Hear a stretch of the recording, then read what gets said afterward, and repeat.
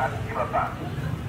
Ingatan po namin ang ating mga dalang mahalagang gamit tulad ng mga cellphone, alahas, pera, at iba pa. Muli po, maging alerto sa mga kahinahinang tao.